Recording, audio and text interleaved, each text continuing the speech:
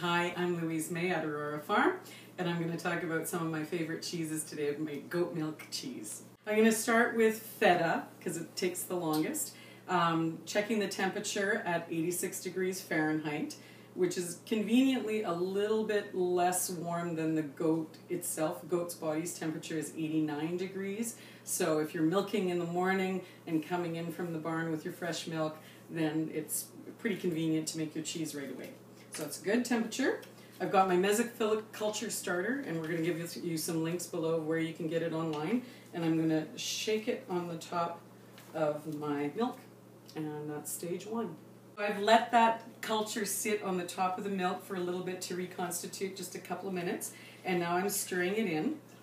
And for the feta cheese, it takes the longest. We're going to let this sit for 1 hour with the culture starter, which gives me enough time to move to ricotta cheese.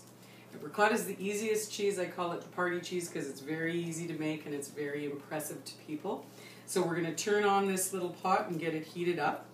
And while it's heating up, I'm going to shift gears over here where I have a setup of the 3 stages of chèvre cheese. And we're going to start with the exciting moment of truth. This is the cheese I made yesterday. Turning it over and popping it out. Okay, so I'm going to show you, as if in time delay, 3 stages of chèvre cheese. This is milk that is at 86 degrees. I'm going to put the cultural starter in it and let it let it dissolve into there. I'm going to put 3 drops of rennet. Rennet is a coagulant. This is a vegetable rennet, an organic vegetable rennet. And I'm going to put 3 drops in. That's it. And stir that in. And then now, as a time lapse, 12 hours passes, and we get this sitting at room temperature. That's all you have to do. Room temperature turns into this. And then we just put it into a nice little straining basket.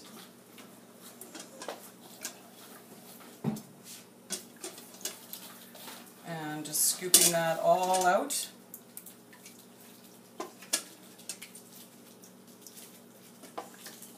And then that's going to sit for about 12 hours to drain. And then it goes to the final product, which we saw in the earlier shot. And that is chèvre, as easy as that.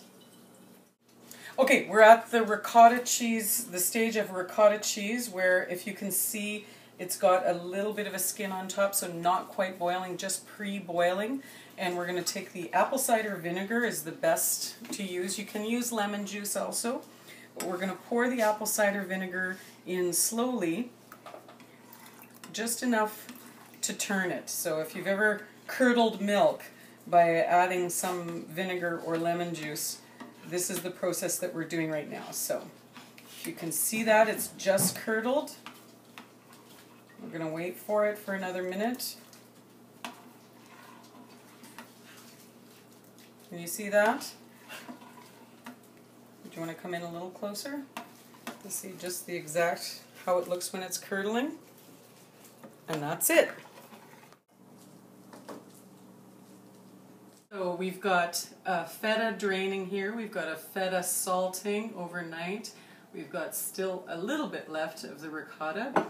We've got a chèvre here, 1 chèvre draining, and 1 that we'll do tomorrow. So those are the 3 very simple cheeses that you can make at home. I've got the full recipe on my website, www.aurorafarm.ca, and we'll put some of the links below.